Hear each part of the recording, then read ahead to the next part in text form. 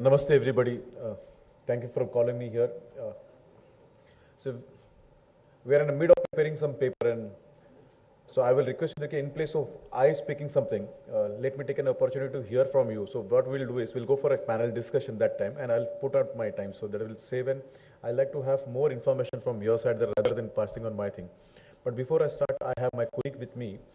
Can I have Girish Srivastav? He is also a member.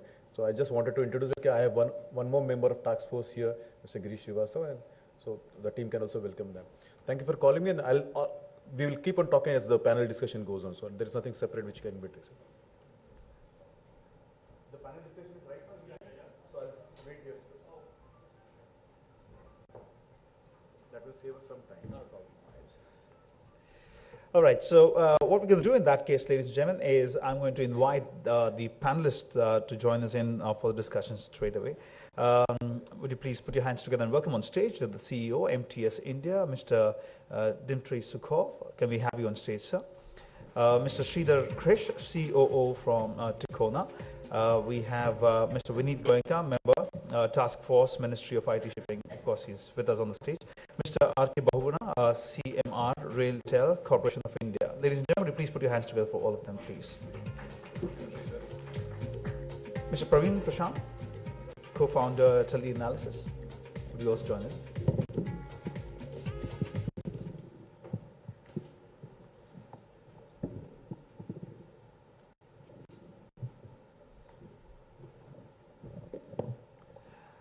Well, ladies and gentlemen, Mr. Praveen Prashant, who is the co-founder of Teleanalysis, will be the moderator for this discussion. So, can I request you to kindly join us? Are you okay? Yeah. No problem. I would also request Vishal Saxena, VP Sales. Okay. I beg your pardon, Mr. Vishal Saxena, VP Sales, India Digitization and Smart City Cisco. He's joined us as well. So, welcome you, sir. And without wasting any time, Mr. R.K. Bahuguna is on his way. So we will start, and he can join us. He's stuck up in something, but he's coming. The panel we have two operators with us. We also have an IP2 player. We have an IP2 player plus an ISP Railtel with us, and we have Ministry of Highways. And the task force is being headed by Vineet Goenka ji, and they are doing a lot of things which will help us in building the broadband highway in this country. So they are building the highways, and if they plan things well, it can become a broadband highway or the digital highway that we are talking about. So let us understand from the operators first what they are doing to build this digital highway. Some of them are doing on 3G, 4G technologies. Some of them are trying to leverage on the internet access technologies and trying to see how Wi-Fi can come to what we can say every individual, so that there is not much pressure on say the spectrums, and it can be balanced. So let me start with Mr. Dmitry Sukhov. He has been in India for a long time. So both as a user as well as a service provider, sir, if you can talk about how should we go about creating the digital highway so that digital India that India is talking about, or the Prime Minister is talking about, can do a leaps and bounds, sir. Thank you. First of all, I'd like to say that we always supported any ideas regarding digitalization of India, and we're very excited of digital India and trying to do everything to support, this idea.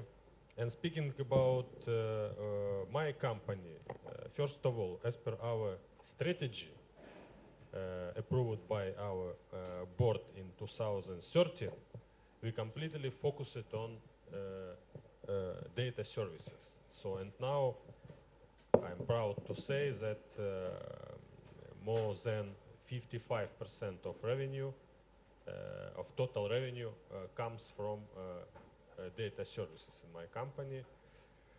At the same time, we're just looking for all opportunities to increase the service basket. I'm just speaking about Wi-Fi. We're working together with our respected partners, Railtel.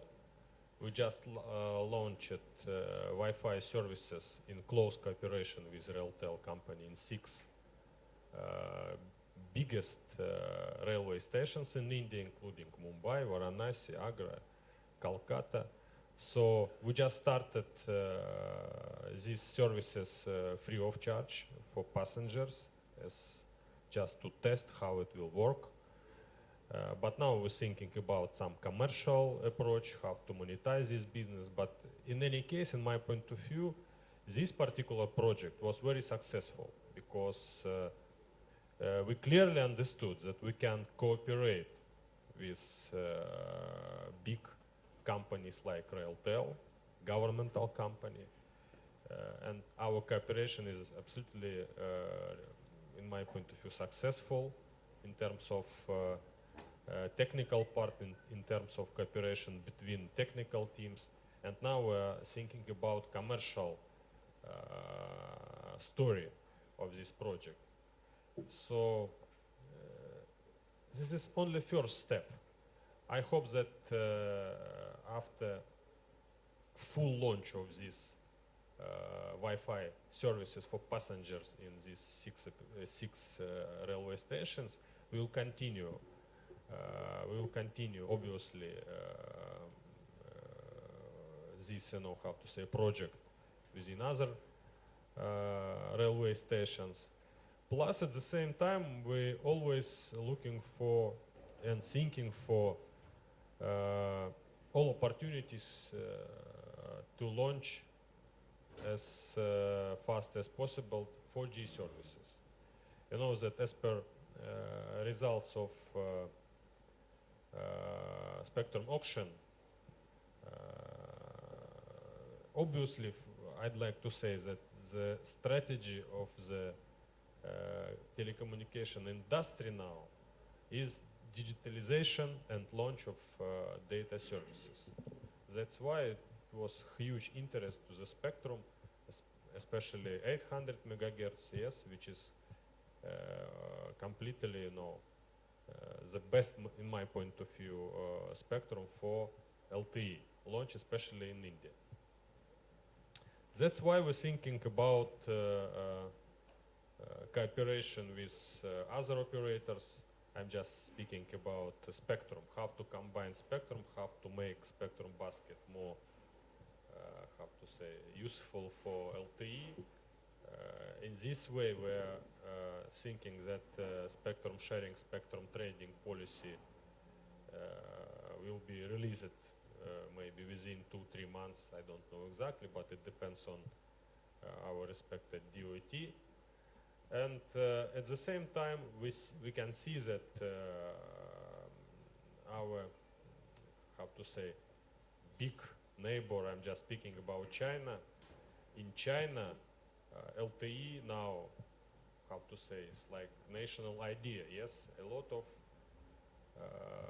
manufacturers of devices now thinking about LTE.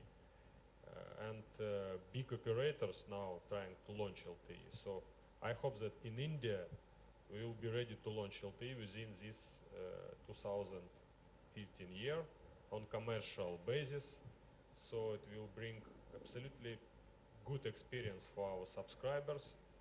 And in my point of view, it can seriously change the situation on the market. That is our maybe vision upon this. And at the same time, I'd like to say that in dongle business, even working in CDMA, we're just demonstrating pretty good results. We are very popular. But at the same time, we clearly understood that how to say, reincarnation, yes, CDMA standard to LTE, we will not have the big future. That's why we very much working on our LTE strategy, and I hope that within 2-3 months we will release it. That's maybe everything what I... Thank you, Dimitri. We have Mr. R.K. Bahuguna, CMD Railtel, so I would request him, sir, if you can join us on the stage. No, you are not late. We have just started.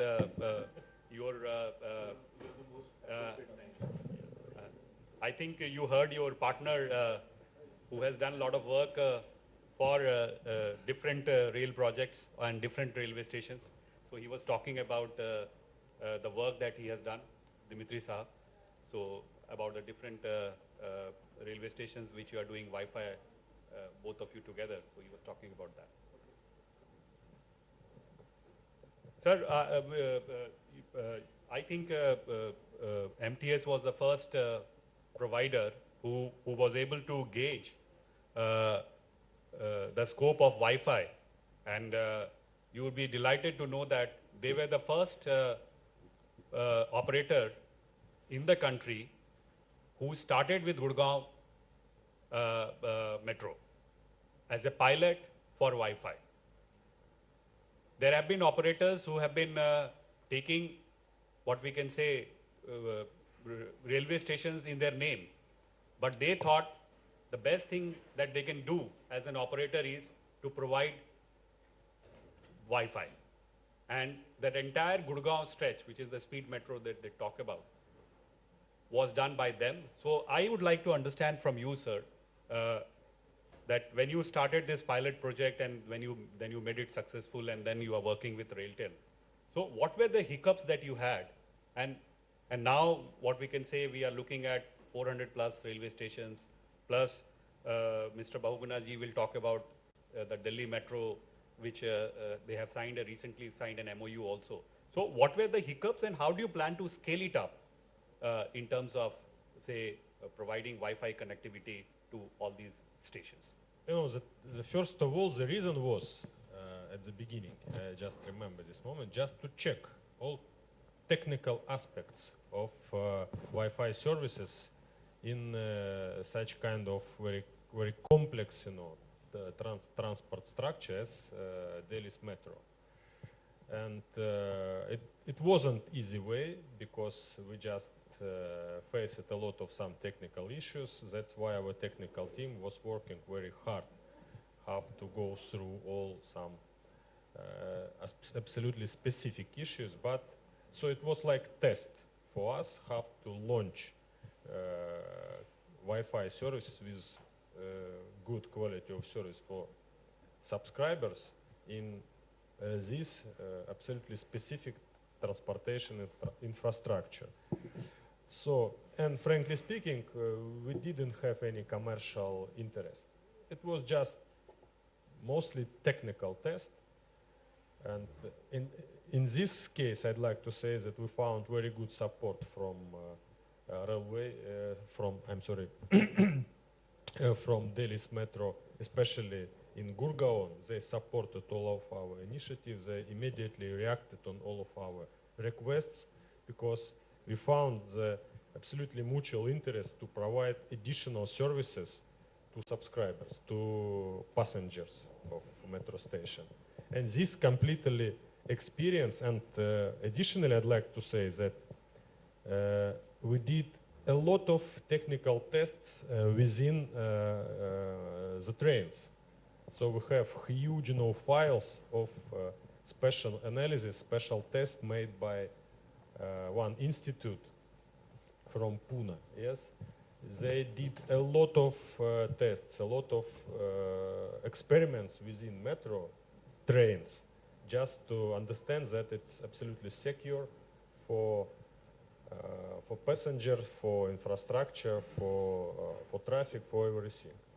That's why now we're ready to make a next step. So in case if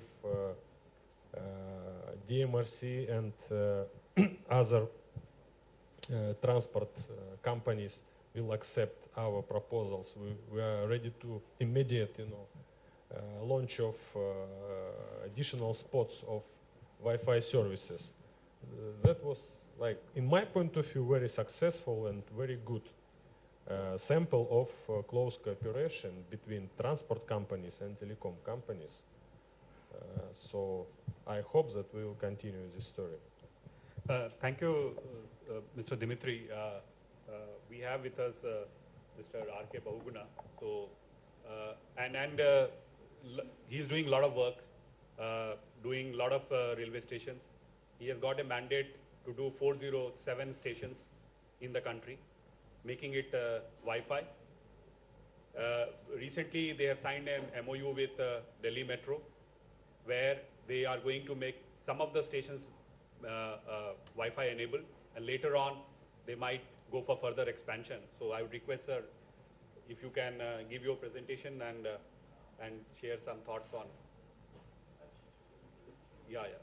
There is a presentation which I thought, or do you want to give a? I don't mind to rush through it. Okay.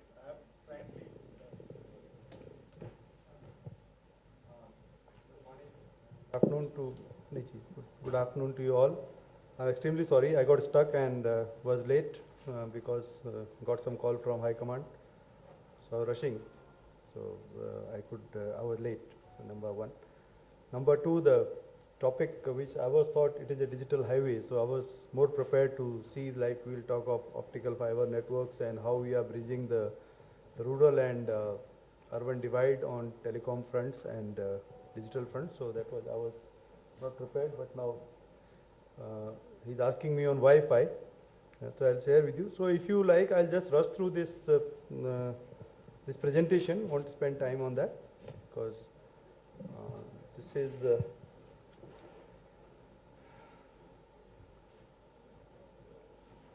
basically the difference. What you see that we have been working in remote areas of the country like Northeast, where many of us has not even seen those areas. We are closely interacting, creating network infrastructure there, and also in the rural areas of Gujarat and Tamil Nadu, Pondicherry, etc., under the NOFN project.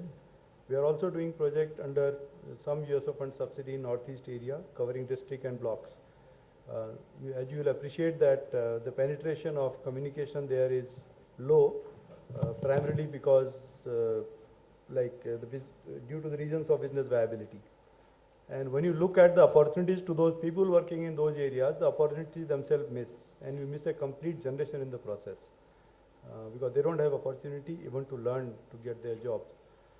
So I think I can rush through this data. It doesn't help me, and this is all data that you have on the magazines. I don't want to talk on this. Yeah, this is what is important. What we found, and we have been discussing with our partner system integrators like Cisco and other people, they say that very clearly that where I have a challenge on education, there the bandwidth requirement is higher. So more I go on to the rural areas, remote areas, I need to talk through pictures and videos, so the bandwidth requirement goes up. Because many people question that why NOFN we are trying to put 100 MB, why not 2 MB which comes at home. So there are reasons for doing all that, and more the education level, then you need less of videos, at least for the purpose of business. They may be required for the purpose of entertainment. So this is generally the shows that what way the bandwidth demand goes in the world platform.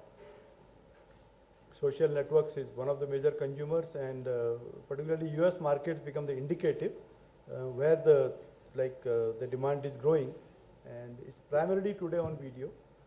And as of today, if you appreciate, earlier when the mobile started, all of us didn't want to talk at home. All of us also wanted to talk little in the office. The moment mobile came, or most of the communication was on mobile phone. So around 70% of calls, the communication was on mobile, and voice mobile was a big hit. But when you go to data, it's totally different scenario. The study, what is from the US, what is known to me is that whatever is the data today used, out of that, 40% data around 45% data is used at home, and about 35% in the office, and only 15-20% what you consume while you are traveling, because you do not do much work while you are traveling. So it is a challenge that if you make the mobile data expensive, it doesn't become financially viable, because there is no pressure to sit on data, and or at least a high-speed data where you pay the capacity. So this is a new development which at least I was not aware about some time back. I was thinking if voice it is doing well, so data also it will do well. And I think this, this is what we do in the rural areas. Like you create a core layer of network which has a high capacity. Then another, there is a distribution layer which the NOFN is adding today, going to the panchayat. And then beyond that is the access layer, which the NOFN or the Government of India as of now is not covering, and expect it should be driven by business, which as of now is not seen, because NOFN itself is progressing. And looking into paying capacity of the people in the villages or rural areas or even smaller towns, this looks a challenge that how much business-wise it will be viable. So important is you create the way government is saying that you need a highway, so you need to create a big highway on backhaul, because if the data originated from the end customer is say even 2 megabit, what you need is a terabit of data on your backhaul, which like connecting major cities and adjoining then another city, sub-cities, then towns, then from there to villages. It fans out like any other network. The data fans out, and backhaul requirements which ultimately connect to the data center or to the internet gateway in the country, their requirement goes up like anything. So in the process, RailTel is already augmenting its network. We are in the process of creating first 100 gig network in the country, which will be ready another by 2 months time, ISS, although our target is June, but considering some testing and slipping.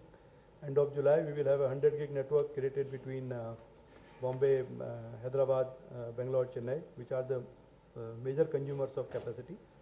And because government is expecting a lot of data flow, and we have been given indication that must increase the network.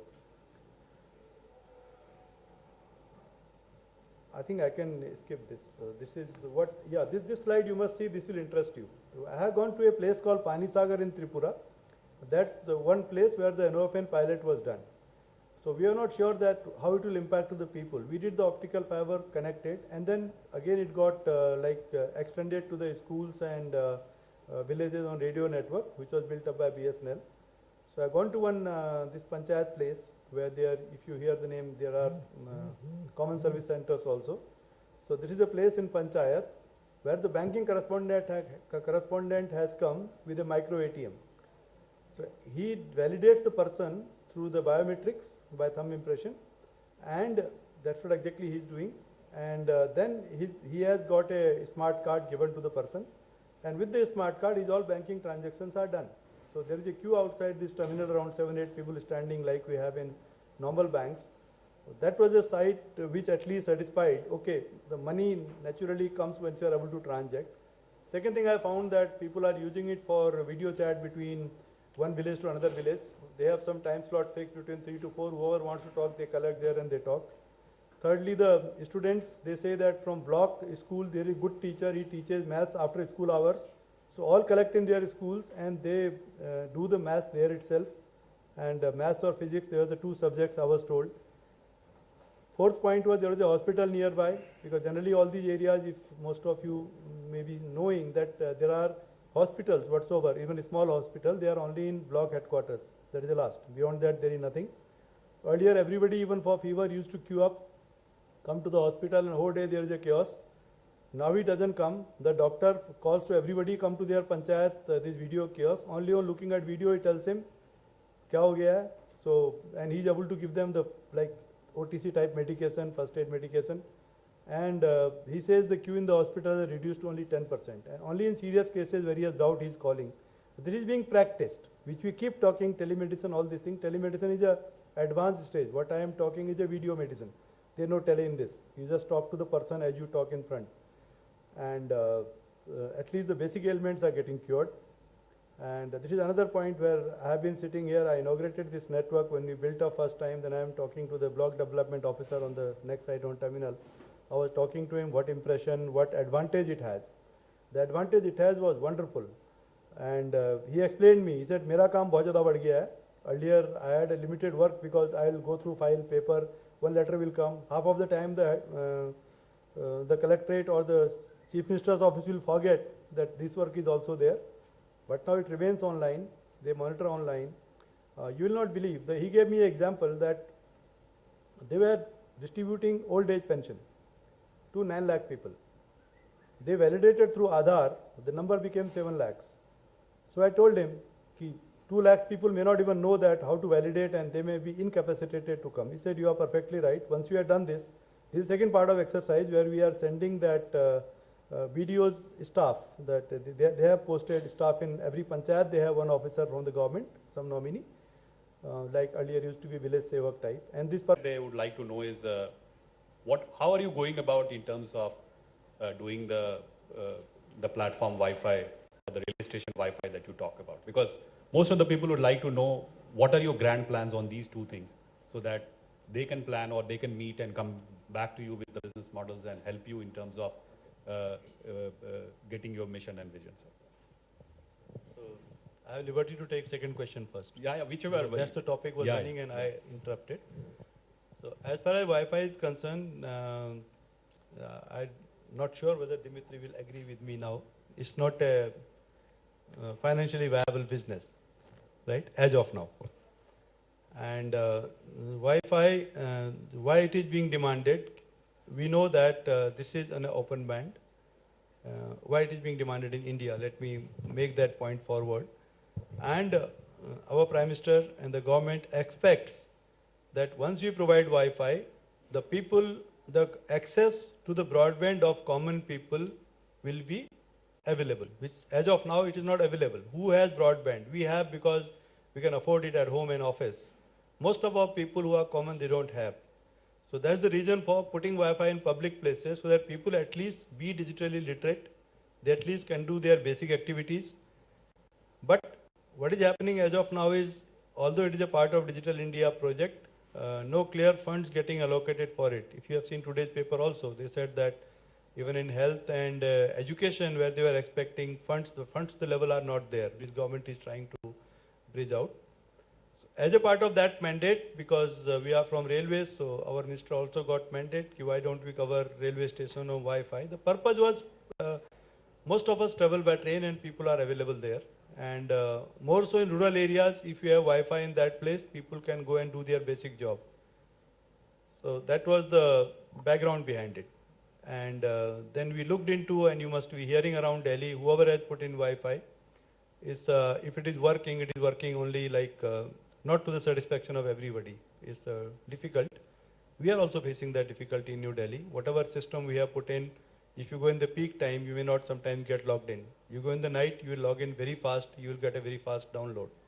You go in the slack time, daytime, this time you go, it will be available. But you try around 4, 5, 6 o'clock when Rajdhanis leave, it will be very difficult to get because of the capacities we put in. So there is a plan to augment it.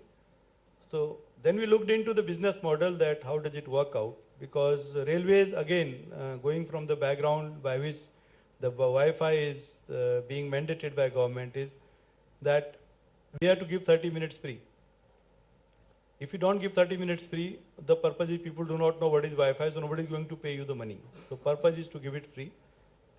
Second aspect is, after average waiting time of people at railway station is 45 minutes. And on that, if 30 minutes is free, nobody is going to pay anything for the Wi-Fi. Let it be very clear. So it is going to be a model which has to work on free approach.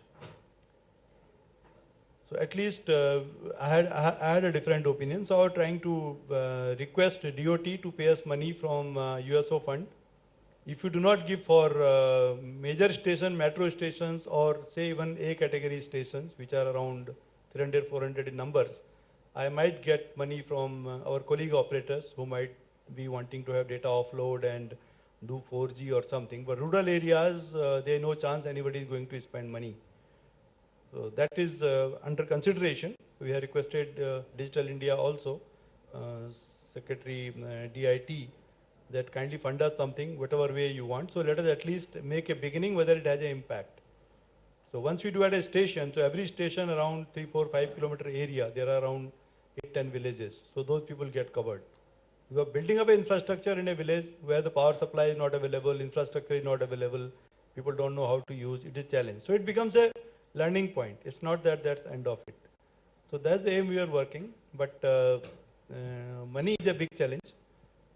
I do not know what happened to Rapid Metro proposal, whether it is still paying, but few days back I read that there is a organization in US, I think Vishal will know about it, that the network rail or that, they put a Wi-Fi on a train, a BRT is the train they call there, which is like a long distance train, like as if you are traveling from Meerut to Delhi or Panipat to Delhi, like that. They call it a BRT in San Francisco Bay Area, and they made a business case out of it along with Cisco system. And along with that, they worked out that people can do their work by the time they reach the office. And the same thing happens in the evening because they spend this 30 minutes, 1 hour without doing anything. So they put in, and they made it free in the beginning to have the impact. It worked very well, and there were very positive reports about it. And when the trial happened, after that they put charge on it, and when charge was put in, the use became 10%. So we are not sure what way things are going to come, but as far as we are there, we have directions to do 400 stations. We are definitely looking for partnerships. We'll come for again with the RFP. Like now they have said you do 1,000 stations. And some people have come with very innovative models. Some people have come that you give us right to advertise, you will give Wi-Fi free. Some people said that you allow us digital offload, data offload free. So Wi-Fi will provide free. So these models are being evaluated because Wi-Fi is like today not viable, but after 2 years it appears that it will become viable. Reason being that the moment the 4G comes and LTE comes and the type of spectrum we have, we don't have enough capacity to download the high-speed files, high-capacity files.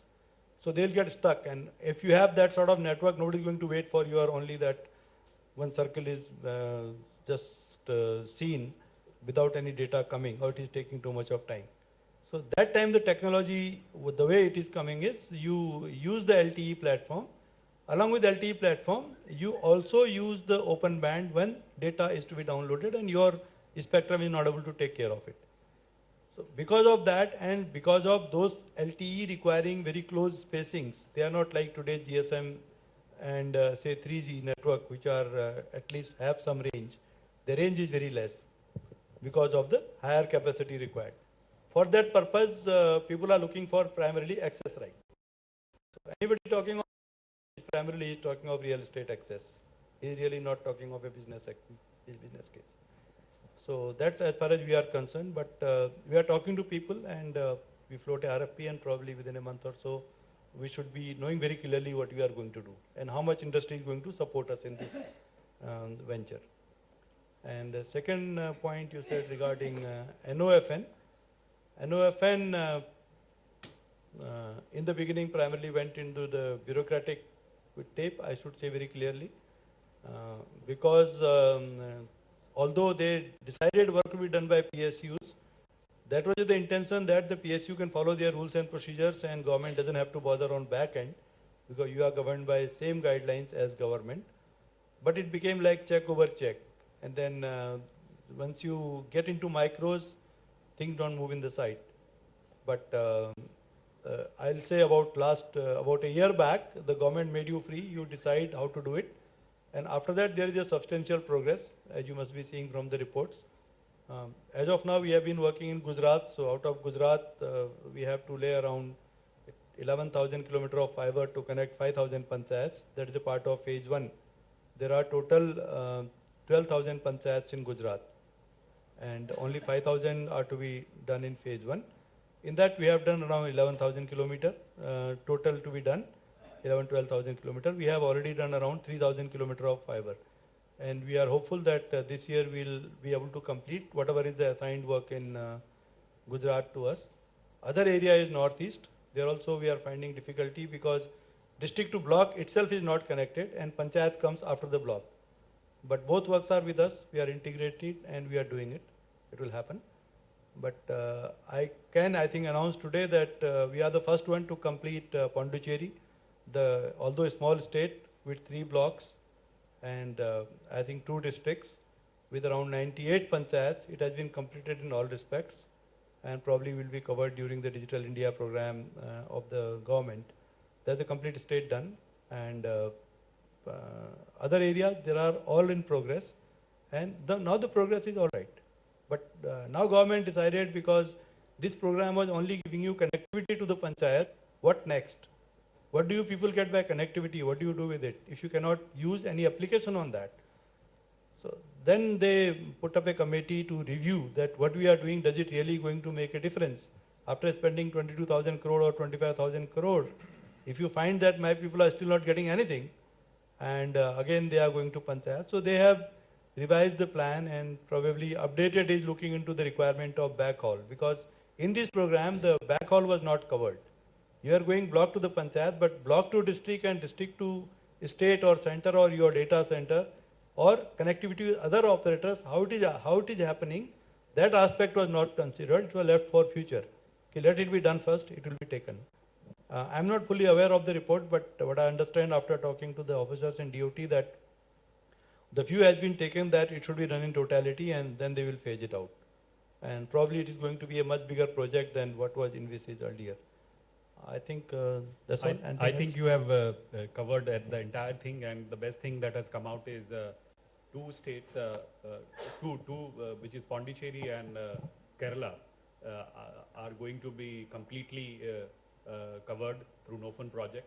And later on, as we move forward, we will see all other states being covered as well. We have Chris, who has the expertise of doing a lot of broadband networks. He